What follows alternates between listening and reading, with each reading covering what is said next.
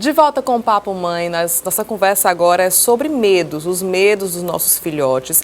E aí, para esse papo, eu convidei o doutor Adilson Fortes, que é psiquiatra, especialista em infância e adolescência. Obrigada, doutor Adilson. Obrigado, e a doutora Thaís Emanuela, que é psicóloga clínica. Já quero começar perguntando. Algumas vezes eu vejo as mães, tipo assim, meu filho tem medo de, sei lá, palhaço. E aí a mãe joga a criança nos braços do palhaço para fazer aquele tratamento de choque. Isso é certo? Não. Não, né, doutor? Não é certo. Explica pra gente como é que a gente deve proceder. Papai Noel, a criança morre de medo do Papai Noel e a mãe insiste em botar a criança no colo do Papai Noel. Como é que a gente deve proceder? Os medos, eles são comuns em qualquer fase da vida. E nas crianças também não é diferente. Só que os medos na infância geralmente são transitórios. É preciso que a gente ajude a criança de forma segura a enfrentar esse medo quando ele é transitório. Esse método de choque, digamos assim, Tratamento de choque? não seria tão interessante. Seria melhor dessensibilizar, aos poucos, demonstrar para a criança que atrás daquele palhaço, por exemplo, existe uma pessoa e gradativamente diminuir esse medo. Porque dependendo do medo, se ele for patológico, essa não é a melhor forma de tratar. Pode ser que ele até fique com trauma, né, doutor? Isso pode tornar mais persistente. Nós temos então um vídeo que nós recebemos da Juliana. A mãezinha Juliana Cordeiro compartilhou com a gente essa fase que a filhota dela está passando, que ficou com medo até de um personagem que ela já conhecia. Vamos ver. Oi Aline, eu sou Juliana. Minha filha Amelie, de 2 anos e 8 meses, passou repentinamente a apresentar medo de personagens que ela já convivia naturalmente, como a galinha pintadinha. Eu gostaria de saber o que pode ter desencadeado essa reação nela, já que na família nós não temos o hábito de assustá-la de forma alguma. E aí, gente, nesse caso, ela já conhecia a personagem, era um brinquedo que a criança já tinha contato, né? A galinha pintadinha, que é inclusive amada por muitas crianças, e de repente ela desenvolveu o medo. Doutora, o que pode ter acontecido? Isso é comum? É possível acontecer sim. Como o doutor Adilson colocou, existem fases da infância onde esses medos podem ser mudados ou eles podem ser persistidos.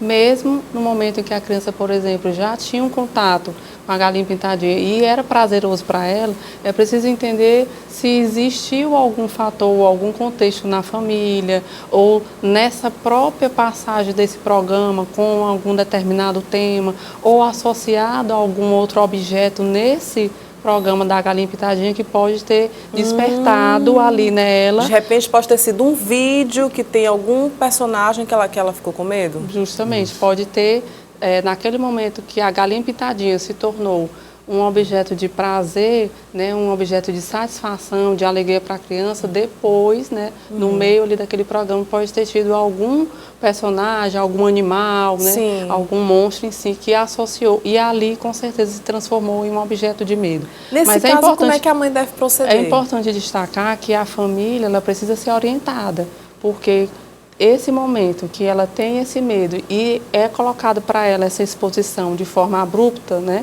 com certeza a criança não vai associar e pode estar tendo dificuldade também com outros, né? Esse medo ele pode se tornar generalizado e também pode se transformar em patologia. Então a família ela tem que ser orientada a trabalhar isso de uma forma bem lúdica mesmo. O que ela sentiu, qual é a emoção que ela sentiu depois, o que a gente pode fazer junto, filho, para que esse medo ele vá embora logo logo. Nunca os pais devem negar esse medo. Esse medo não existe. Esse medo que você tem é besteira, né? Então, trazer essa orientação para a família ajuda muito no enfrentamento do medo da criança. Tá, e no caso, por exemplo, quando o medo é abstrato. Eu trouxe aqui a pergunta da mamãe Laila e ela disse que o filho, ele tem medo do lobo mau, né? O personagem dos 3 porquinhos, da Chapeuzinho, e ele acordava no meio da noite e dizia que o lobo mau estava embaixo da cama. Nesse caso desse medo de monstro, de lobo, como é que os pais devem proceder?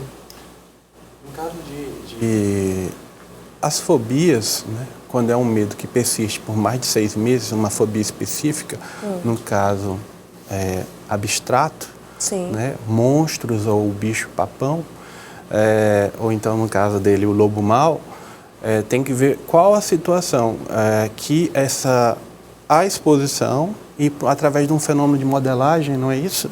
A criança associa aquela emoção negativa a um monstro a situação.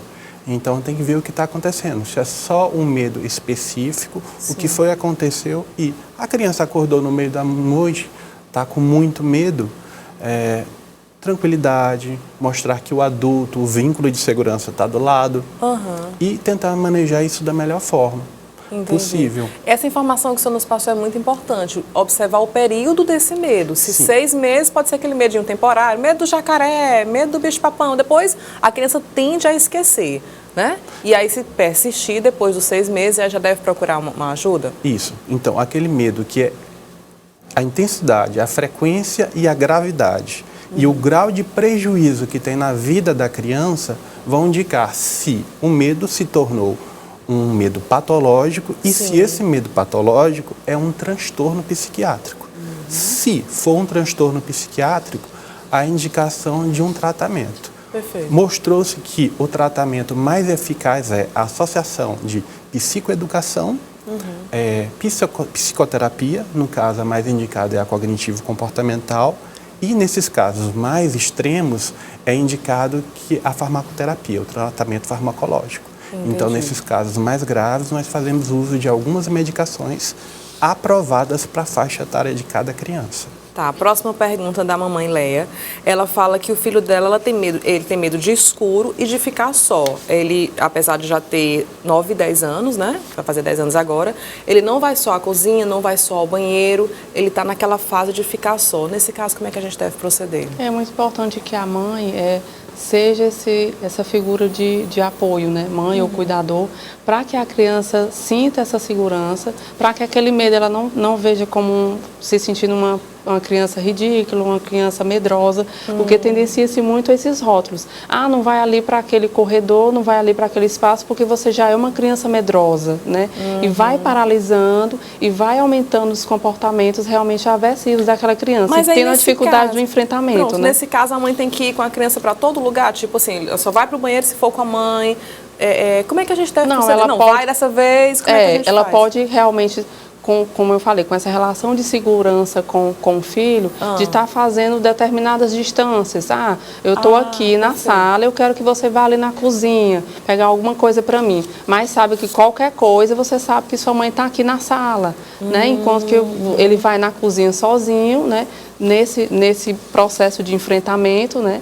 E traz realmente essa possibilidade de trazer para a criança essa figura de apoio, mas estimulando a autonomia realmente da criança. Né? Isso. É interessante, complementando o que a Thaís falou, que nesse caso, né, sugere-se uma ansiedade de separação. Uma criança que tem uma dificuldade de se distanciar de figuras de apoio e segurança e de vínculo, no caso da mãe. Então é importante verificar qual foi o gatilho dessa situação. Houve uma perda de um familiar? Houve a perda do bichinho de estimação? Houve alguma perda, algo que distanciou, que fez com que essa criança se tornasse naquele momento mais insegura? Vamos observar isso, né? Então, medidas de dar segurança para essa criança, como a Thaís falou. A mãe não está do lado, mas ela está no quarto. Tá pertinho. Mamãe não está do lado, mas tem aquele ursinho que foi a mamãe que bordou, colocou, pintou, desenhou para lembrar. Que é aquela figura de segurança, isso, né? para a criança Inclusive, se sentir usa segura. muito em escola, né? Nos primeiros dias de aula, né? Sempre tem aquele vínculo ali para ajudar na adaptação. Você falou, eu lembrei muito bem disso. O medo, normalmente, ele tem que ter uma causa, porque, como você falou, o gatilho, né? Às vezes, pode ser que esse medo seja simplesmente inexplicável. Tipo, comecei a ter medo disso, ou tem que ter alguma explicação, que às vezes eu percebo muito, algumas colegas mães ficam loucas, meu Deus, por que essa criança desenvolveu esse medo disso? Ele gostava tanto desse personagem e agora ele já não quer mais. Pode ser que ele aconteça do nada, simplesmente pela fase? Pode? Pode ser que aconteça, sim. Do nada, né? Como o doutor Adilson colocou no começo, a gente trabalha com a questão das fases do desenvolvimento da criança. E cada fase realmente, de acordo com a cognição, medos, né? já tem esses medos. Do escuro, o medo de um barulho, o medo da chuva, o medo daquele animal fantástico. Então, é esperado.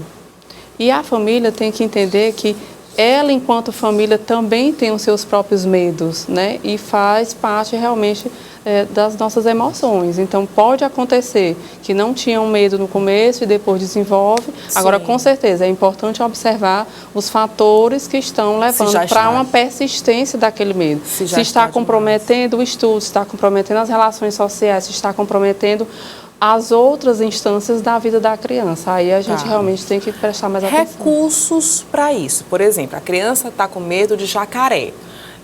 Algumas colegas mamães sempre falavam assim, olha, eu procuro buscar uma historinha que fale do jacaré de uma forma mais amena e aí colocar ele no personagem, né? Eu vejo que o senhor trouxe pra gente algumas publicações, né? São obras que podem ajudar nesse caso de crianças que estão passando por essa fase. O tratamento dos transtornos de ansiedade na infância, que são vários, são de várias formas, né? Entre elas, a psicoeducação é essencial. Então, é essencial que a gente explique para a criança o que é a ansiedade, o que é aquilo, tudo que ela está sentindo, as emoções, os comportamentos, e explique para a família também.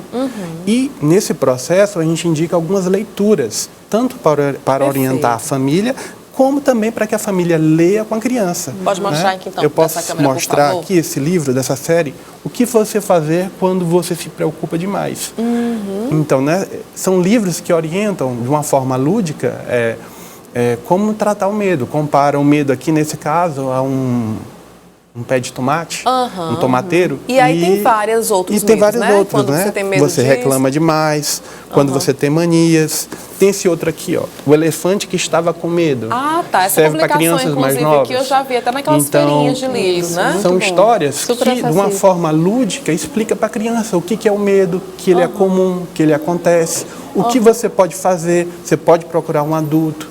Daqui a pouco a gente volta, porque eu quero saber exatamente aquele ponto onde a mãe pode tratar em casa desse medo, ou realmente a gente vai ter que levar para um psicólogo, um terapeuta, um profissional para tratar desse medo. Daqui a pouco a gente volta, porque agora eu quero dar um recado muito especial. Mamãe, vocês já estão sabendo que nesse mês de julho, a Espaço Nascer está fazendo 10 anos e todos os dias, tem promoção lá no Instagram da loja. Nós mostramos aqui, nós fizemos uma entrevista incrível com a Cristiane Mariano, que é a proprietária da Espaço Nascer, e ela garantiu que pesquisou sim e está oferecendo de verdade o menor preço do Brasil. Então você entra lá nas redes sociais, que é o @lojasespaconascer, e confere as promoções desse mês incrível de aniversário. Então se você vai ganhar neném, se você vai visitar aquela amiga que ganhou neném, opções é o que não faltam, tudo para o seu bebê, para o seu recém-nascido, para o seu padrinho, né, para o seu dindo, né, seu filhote, seu afilhado,